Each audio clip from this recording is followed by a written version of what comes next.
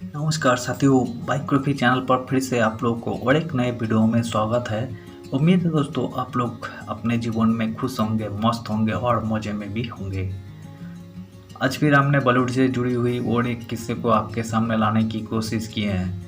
कहानी से जुड़ा है मशहूर एक्टर धर्मेंद्र। जी हाँ, आज हम धर्मेंद्र के बारे में कुछ किस्से आपके सामने रखने जा रहे हैं।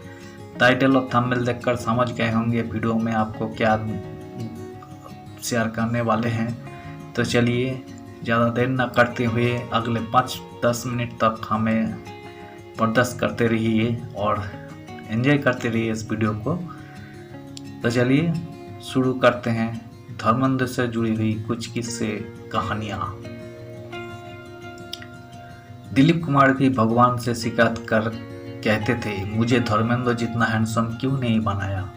हिंदी सिनेमा के ही मैन धर्मेंद्र आज 88 साल के हो चुके हैं। उम्र के इस पड़ाव में भी धर्मेंद्र ने फिल्म रॉकी और रानी की प्रेम कहानी में न सिर्फ अहम भूमिका निभाई बल्कि किसिंग सीन देकर साबित कर दिया कि उम्र उनके लिए महज एक नंबर है। 88 साल के धर्मेंद्र बॉलीवुड के सबसे उम्रदराज और एक्टिव एक्टर है, जिनके पास आने वाले दिनों में डंकी, अपने 2 और एक अनटाइटल रोमांटिक फिल्म भी है। ये साल सिर्फ धर्मेंद्र के लिए ही नहीं बल्कि देओल के लिए भी बहुत खास रहा है। सनी देओल की गदर 2 2023 की तीसरी हाईएस्ट क्रॉसिंग फिल्म रही। वही बॉबी देओल इन दिनों फिल्म एनिमल में नजर आ रहे हैं, जो गदर 2 का भी रिकॉर्ड तोड़ रही है। कहानी शुरू होती है 1935 से। ब्रिटिश इंडिया में पंजाब के गांव साहनेवाल में एक हेडमास्टर केवल किशन देओल हुआ करते थे। वो 8 दिसंबर 1935 का दिन था जब केवल किशन की पत्नी संतवत कौर ने बेटे को जन्म दिया। उस बच्चे का नाम दिया गया धर्मेंद्र केवल किशन। पंजाबी जाट परिवार में धर्मेंद्र का बचपन साहनेवाल में ही बीता। उनके पिता गवर्नमेंट सीनियर सेकेंडरी स्कूल में हेडमास्टर थे, जहाँ चुलबुले धर्मेंद्र का दाखिला करवा दिया गया। बचपन से ही शरारतों के लिए डांट खाने वाले धर्मेंद्र बेहद हैंडसम हुआ करते थे, जिससे वो खुद भी वाकिफ थे। करीब 19 साल के ही थे कि जब 1954 में उनके पिता ने उनकी शादी प्रकाश कौर से करवा दी। ये वही साल था जब धर्मेंद्र की जिंदगी को नई दिशा मिलने वाली थी। एक दिन अखबार पढ़ते हुए धर्मेंद्र की नज़र एक कोने में आए इश्तिहार पर पड़ी। उसमें लिखा था कि मुंबई में फिल्म फेयर मैगजीन एक टैलेंट हंट कंपटीशन करवा रही है, जिसमें जीतने वाले को फिल्मों में काम दिया जाएगा। नई नई शादी हुई थी तो उनके लिए पत्नी को छोड़कर मुंबई जाना मुश्किल था, लेकिन उन्होंने घर वालों को मना लिया। धर्मेंद्र चंद रुपये लेकर सपनों के शहर मुंबई पहुंचे और देश भर से आए युवाओं को मात देकर अपने हुनर से कामयाब भी रहे। शर्त के अनुसार धर्मेंद्र को टैलेंट हंट कॉन्टेस्ट जीतने पर फिल्म दी जाने वाली थी, लेकिन जीतने के बावजूद उनके साथ कोई फिल्म नहीं बनाई गई। जेब खाली हो चुकी थी और तंगी में पेट भी खाली रहने लगा। धर्मेंद्र के पास घर लौटने का तो विकल्प था, लेकिन उन्होंने मुंबई में ही एक डीलिंग फर्म में नौकरी करनी शुरू कर दी।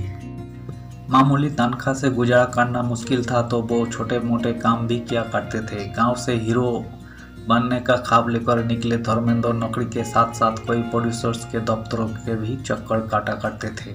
मामूली कमाई से कभी भरपेट खाना मिल जाता था तो कभी खाली पेट ही सो जाया करते थे। ऐसे ही एक रोज धर्मेंद्र काम से लौटे तो भूख से बेहोशी आने लगी। ना घर में खाने का कोई सामान था, ना जेब में पैसे। भूख से तड़पते हुए धर्मेंद्र की नज़र टेबल पर पड़े इसबगोल के पैकेट पर पड़ गई। उन्हें कुछ नहीं सूझा तो उन्होंने पूरा पैकेट एक गिलास पानी में घोलकर गटक लिया। चंद मिनटों के लिए भूख तो शांत हुई, लेकिन उसके बाद इसबगोल ने अपना काम शुरू कर दिया। आमतौर पर इसबगोल को कब्ज मिटाने या पाचन के लिए इस्तेमाल किया जाता था। धर्मेंद्र के पेट में तेज दर्द शुरू हो गया और उन्हें दस्त लग गई। कुछ घंटे के इंतजार के बाद उनके साथ रहने वाले रूम पार्टनर ने मामले की गंभीरता समझते हुए उन्हें अस्पताल पहुंचाया।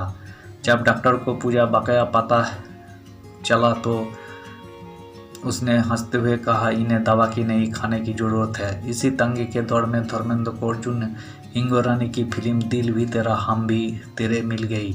इस फिल्म के लिए उन्हें मात्र 51 रुपये मिले थे, लेकिन उस समय यह रकम भी काफ़ी थी।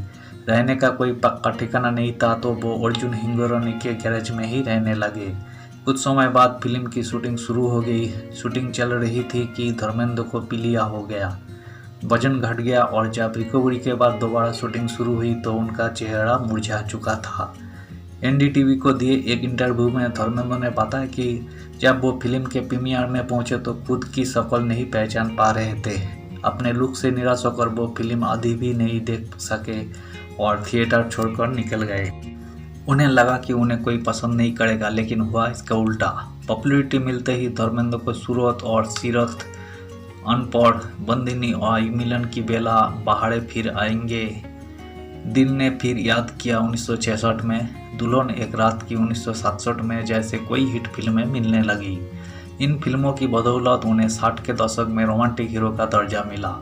फिल्म इंडस्ट्री में तो धर्मेंद्र नाम का हीरो पहचान बना चुका था, लेकिन उन्हें स्टार का दर्जा मिलना भी बाकी था। ये काम किया मीना कुमारी ने। साल 1964 की फिल्म मैं भी लड़की हूँ में दोनों साथ नजर आए। पहली फिल्म से ही मीना कुमारी धर्मेंद्र को पसंद करने लगी। उस समय मीना और उनके पोती कमल अमरोही के रिश्तों में दरार आ चुकी थी। मीना कुमारी के टूटे दिल को धर्मेंद्र ने सहारा दिया और दोनों नज़दीक आने लगे। कहा जाता है कि मीना कुमारी अपने प्रोड्यूसर्स के सामने शर्त रख दिया करती थी कि वो तभी फिल्म की हीरोइन बनेंगी जब धर्मेंद्र फिल्म के हीरो होंगे रहेंगे। मीना कुमारी जैसी बड़ी एक्ट्रेस को कास्ट करने के लिए फिल्म मेकर्स उनकी हर शर्त मान लेते थे। दोनों साथ में पूर्णिमा, काजोल, मंजली दीदी, बाहर की मंजिल और फूल और पत्थर जैसे फिल्मों में साथ दिखे और धर्मेंद्र को स्टार का दर्जा मिल गया। फिल्मों के सेट से मीना कुमारी और धर्मेंद्र की मोहब्बत के किस्से चर्चा में रहने लगे। कहा तो यह भी जाता है कि दोनों के रिश्ते की खबर इस तरह देश में चर्चा में रही कि एक कार्यक्रम में भारत के तत्कालीन राष्ट्रपति डॉक्टर सर्वपल्ली राधाकृष्णन ने मीना कुमारी से पूछ लिया था कि क्या वो वाकई धर्मेंद्र के साथ रिलेशनशिप में हैं। हालांकि स्टार पाते ही धर्मेंद्र अपनी दूसरी फिल्मों में व्यस्त रहने लगे। इसका असर दोनों के रिश्तों में पड़ा। धर्मेंद्र मीना कुमारी को नज़रअंदाज करने लगे, जिससे वो बुरी तरह टूट गई। जब मीना बीमारी पड़ी तो तब भी धर्मेंद्र ने उनकी खबर नहीं ली। अलग होने के कुछ महीनों बाद दोनों की मुलाकात फिल्म लव एंड गॉड की सक्सेस पार्टी में हुई। ये पार्टी मीना के पूर्व पति कमल अमरोही ने रखी थी। धर्मेंद्र तो पार्टी में पहुंच गए, लेकिन जैसे ही मीना कुमार पार्टी में दाखिल हुई तो धर्मेंद्र ने नजरें फेर ली। धर्मेंद्र के रूखे रवैये ने मीना को तोड़ दिया। वो वही खड़ी रो पड़ी और तमाशा बनने के डर से पार्टी छोड़कर निकल गई। कहा गया कि धर्मेंद्र ने कामयाबी हासिल करने के लिए मीना का इस्तेमाल किया और फिर उन्हें अकेला छोड़ दिया। कहा तो यह भी जाता है कि मीना कुमारी की मौत के बाद कमल अमरोही ने धर्मेंद्र को 1982 की फिल्म रजिया सुल्तानों में कास्ट किया था। उनसे बदला लेने के लिए कमल अमरोही ने जानबूझकर उन्हें काला दिखाने के लिए उनका मुंह काला करवाया था। 1966 की फिल्म फूल और पत्थर के बाद धर्मेंद्र ने रोमांटिक हीरो से एक्शन हीरो की छवि बना ली और आई मिलन की बेला, आया सावन, झुमके, मेरे हमदम, मेरे दोस्त, इश्क पर जोर नहीं, प्यार ही प्यार जैसी हिट फिल्मों की 70 का दशक धर्मेंद्र के लिए अहम साबित हुआ। उन्होंने मेरा गांव, मेरा देश, सीता और गीता, समाधि, राजा जानी, यादों की बारात, शोले जैसे कोई बड़ी हिट फिल्मों का हिस्सा बनकर खुद को टॉप हीरो बना लिया। धर्मेंद्र अपनी तरह के इकलौते एक्टर थे जो अपने रोल और फिल्मों को लेकर अड़ जाया करते थे।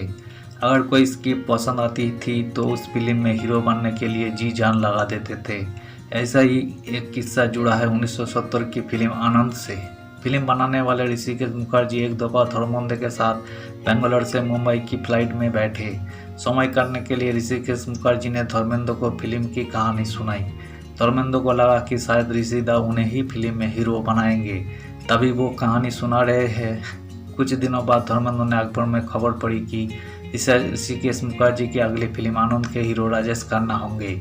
ये सुनकर धर्मेंद्र को धक्का लगा, क्योंकि मन ही मन वो फिल्म का हीरो बनने की सोच रहे थे। इस गम से उबरने के लिए धर्मेंद्र ने जमकर शराब पी और नशों में ऋषिदा को कॉल कर सुनाना शुरू कर दिया।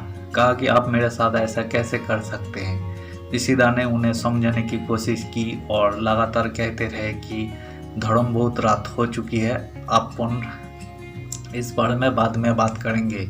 लेकिन धर्मपाजी तो धर्मपाजी थे। वो एक के बाद एक कल करते रहे और ऐसे ही पूरी रात काट गई। खैर, इसके बावजूद दोनों की दोस्ती में कोई दरार नहीं आई। दोनों ने साथ में यकीन, चुपके चुपके, गुड्डी, अनुपमा, मछली दीदी, प्रोफेसर प्यारेलाल, चैताली, प्यार ही प्यार और सत्यकाम जैसे दर्जनों फिल्मों में काम किया। धन्यवाद दोस्तों। आज की वीडियो में हमने धर्मेंद्र से जुड़ी हुई उनकी कुछ बायोडाटा और फिल्मी करियर के बारे में कुछ किस्से आपके सामने रखने की कोशिश की है। एक इंटरव्यू में NDTV को इंटरव्यू में उन्होंने जो बताया था हमने उसी को आपके सामने लाने की कोशिश की है, जो कि उन्होंने खुद बताए थे। तो उम्मीद है दोस्तों वीडियो को आपको अच्छी लगी होगी। वीडियो अच्छी लगी हो तो प्लीज़ एक लाइक कर दीजिएगा।